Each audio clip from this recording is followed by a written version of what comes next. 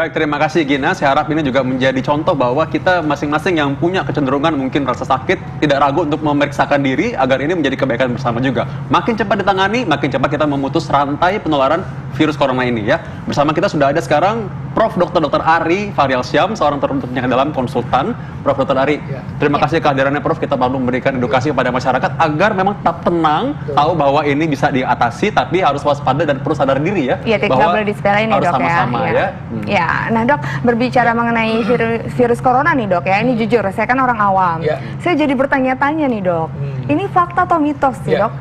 Virus COVID-19 ini menyebar melalui droplet saat kita berbicara. Ini fakta atau mitos? Ini fakta. Oh, ini fakta? Ya, jadi droplet dan juga saat berbicara? Nah, jadi gini, sebenarnya begini, kalau kita berbicara keras seperti begini, itu sebenarnya kan ada yang droplet, ada yang keluar. Jadi kalau orang awam bilang ada yang muncrat lah gitu kira-kira. Itu sebenarnya gitu, sejatinya ketika kita bicara, kalau bisik-bisik mungkin tidak. Kalau kita bicara kelas seperti gini, mungkin dia ada keluar. Kemudian yang selanjutnya bisa itu batuk. Kemudian selanjutnya lagi yang paling ekstrim ya bersin.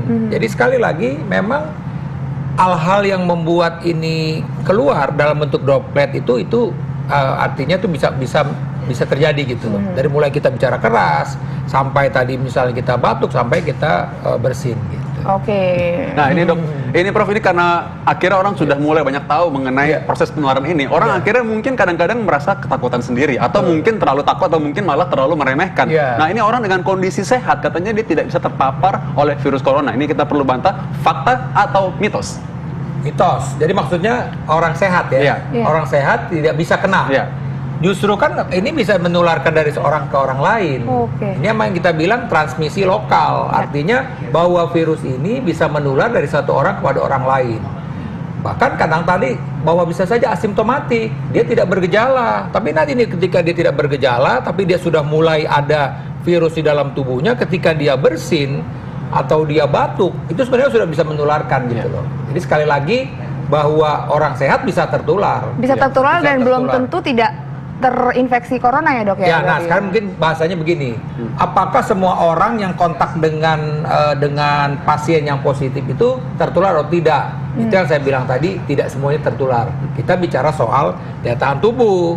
Jadi misalnya ada satu kelompok orang, maka orang-orang yang daya tahan tubuhnya baik, walaupun dia sempat terpapar, bisa saja dia tidak terinfeksi gitu. Jadi karena itu tetap aja mesti hati-hati ya. Tadi sudah diberikan penjelasan yang sangat jelas oleh Prof. Ari. Nah ini masih ada nih. Masih ada lagi nih. Ini katanya orang dengan usia di atas 50 tahun rentan terhadap virus COVID-19. Ini fakta atau mitos? Ya, jadi ini termasuk kita bilang fakta. Fakta? Ya, jadi sekarang kita ambil patokannya nih elderly. Jadi ada ngambil 60 tahun, 50 tahun. Kita ngomongnya begini, semakin usianya semakin tinggi, maka dia akan lebih beresiko. Kenapa tuh dok? Ya, karena tadi daya tahan tubuhnya. Apalagi tadi nih, ketika dia umur 50 tahun dengan penyakit-penyakit penyerta. Ada kencing manis, ada sakit jantung, darah tinggi. Nah, 3 hal yang pernah dipublish di apa namanya, data-data yang ada di jurnal, yaitu di report, 3 hal nih. Jadi men, laki-laki, kemudian senior. Nah senior ini sebenarnya ada menggunakan 60, ada 50 tahun, itu relatif. Tapi kalau saya bilang 50 itu kita udah mesti hati-hati.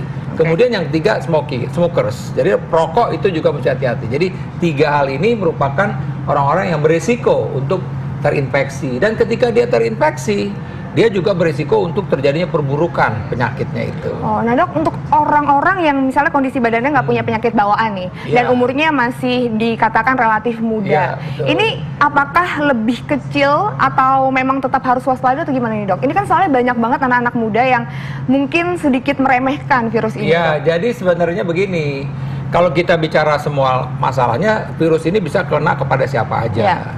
Tapi kalau kita bilang tadi menstratifikasi faktor usia, tadi yang saya bilang tadi umur 60 tahun lebih berisiko. Memang usia remaja itu termasuk yang artinya dia termasuk yang relatif lebih tahan lah. Tapi tergantung juga. Ketika remajanya itu kurang tidur, ketika remajanya itu makannya nggak teratur, tidak olahraga, ya dia beresiko juga gitu. Atau remaja yang perokok ya Prof? Nah, yang merokok. Bahkan kan di Korea banyak malah pada usia-usia remaja itu mereka yang kenanya, kan begitu. Baik, nah ini kita satu lagi nih, ada mengenai faktor mitos. Ini katanya gejala virus corona ini tidak ada yang spesifik Ini fakta atau mitos? Ya, Tapi jangan dijawab dulu dokter. gitu. Kita akan temukan jawabannya ya sesaat lagi. Jangan kemana-mana, tetap di Hidup Sehat. Ya, Itu pemirsa, dia. sudah 4.000 orang ternyata dikenai oleh virus corona ini dan juga ternyata meninggal. Dan karena itu kita waktu mewaspadai ini apa saja gejala awalnya. Nah, ini fakta atau mitos bahwa gejala virus corona tidak ada yang spesifik. Ini fakta atau mitos? Fakta. Jadi ini pasien-pasien itu dari berdasarkan apa namanya studi yang dilakukan di Wuhan ya, dan itu menunjukkan bahwa mereka memang sebagian besar itu demam. Ya kan? Wow. Angka demamnya itu mencapai sampai 95%. Jadi nggak semuanya juga demam berarti kan. Kemudian juga pilek juga ada itu. Kemudian batuk dan sesak napas. Jadi itu kan gejala umum yang ada di tengah masyarakat. Cuman memang bedanya begini. Umumnya pasien-pasien ini demam tinggi, kemudian batuk, sampai sesak napasnya itu cepat perjalanannya gitu loh. Nah itu dia tadi. Tapi sekali lagi ini kuncinya adalah daya tahan tubuh. Kalau daya tahan tubuhnya bagus, biasanya efek yang dia, walaupun dia kena itu efeknya ringan.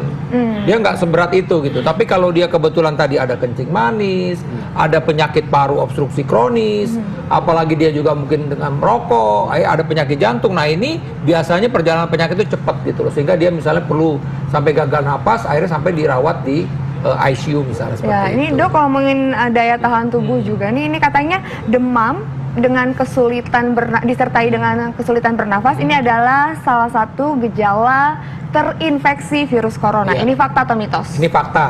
Karena tadi benar yang saya bilang tadi, gejalanya tidak spesifik, tapi ketika ada orang demam tiba-tiba, saat sekarang nih kita udah mikirin deh, karena kan udah nggak dilihat lagi dia baru pulang dari luar negeri atau apa, tidak. Kemudian juga kan sudah terjadi lokal transmisi. Artinya apa? Kita nggak tahu nih kapan kita ketularan. Ya. Tapi kalau sudah jelas-jelas kita kontak dengan seseorang yang kebetulan terinfeksi, misalnya, nah itu lebih jelas lagi.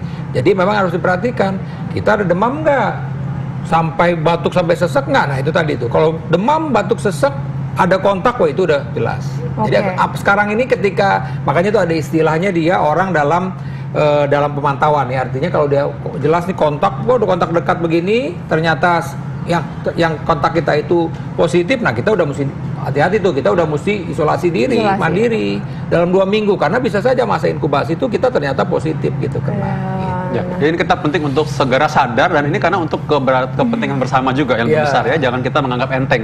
Nah ini juga ada nih, ada yang dikatakan bahwa sakit tenggorokan, sakit yang disertai dengan badan terasa nyeri, ini merupakan salah satu gejala yang khas untuk orang terinfeksi virus corona. Ini fakta atau mitos? Ya, mitos. Kalau dibilang tadi khas, karena tadi dokter Vito kan bilang khas. Ini mitos. Karena sekali lagi tidak ada gejala yang khas. Tapi gejala-gejala tadi itu seperti demam, sakit-sakit badan, itu gejala kita kena virus itu seperti itu. Mau virus influenza, virus COVID juga begitu. Apalagi tadi ada sakit tenggorokan. Jadi itu sekali lagi bukan gejala khas. Tapi itu bisa jadi gejala. Bahkan ada pasien yang dilaporkan awalnya itu diare aja dia. Diare, demam, diare, ternyata dalam perjalanannya timbul batuk dan sesak gitu loh. Jadi sekali lagi memang gejala yang tidak khas inilah kadang-kadang kita mengabaikan gitu loh. Ya semakin kita terlambat ya tentu ke rumah sakit tentu akan menjadi lebih parah. Karena sama-sama virus ya Prof ya. Benar, Ada juga malah yang sama-sama. dipikir demam berdarah tadinya. Ya, dan memang pada di report di Singapura bahkan bisa kena dua-duanya. Karena sejatinya kan kalau daya tahan tubuh kita turun itu berbagai macam penyakit bisa kena. Ya saya ada satu pasien misalnya waktu itu dia kena demam berdarah, dia kena hepatitis A, dia kena tifus dalam satu pasien. Karena daya tahan tubuhnya rendah. Jadi bisa saja nih pasien yang COVID ini misalnya mungkin juga ada tipes juga gitu loh misalnya. Jadi infeksi tumpangan gitu ya. Nah, daya tahan jadi tubuh bisa sedang turun kan. bisa karena daya tahan tubuh turun. Bisa satu pasien tuh ada beberapa infeksi di dalam tubuhnya. Oke, nah dok, ini juga nih dok, ada lagi katanya nih ya, kemungkinan virus ini tidak terdeteksi meskipun sudah terinfeksi. Ini fakta atau mitos? Ya, saya bilang ini mitos. Artinya apa? Kalau dia sudah terinfeksi, itu kemungkinan kalau dia sudah terinfeksi itu akan terdeteksi. Ya, tapi memang gini. Masalahnya apakah terdeteksi pada kesempatan awal atau tidak? Karena sekali lagi nih ini virus baru, jadi kita memang mesti mengamati report-report dari luar. Report dari luar ada yang baru 3 kali dia positif gitu. Jadi bisa saja memang bahwa dia itu memang di awal tidak teridentifikasi bahwa dia memang sudah ada. Oleh karena itulah tadi nih, misalnya pada kontak tadi. Oke, pada kesempatan pertama dia masih negatif, tetap dalam 2 minggu itu bisa saja mungkin dia baru timbul gejala, dicek baru timbul virus tersebut. Oke, Karena jadi- kita bicara jumlah dari virus tersebut gitu. Nah, bagaimana penilaian klinis seorang dokter penting masih Iya. ya. Walaupun ini digantikan katanya ada pemeriksaan, tapi tetap aja klinis pasien penting juga. Betul, Dokter pasien. juga bisa mensuspek apakah ini layak mendapatkan pemeriksaan selanjutnya apa enggak. Iya. Contoh di China mereka melakukan CT scan misalnya Iya. untuk melihat gambaran paru ya, Prof ya.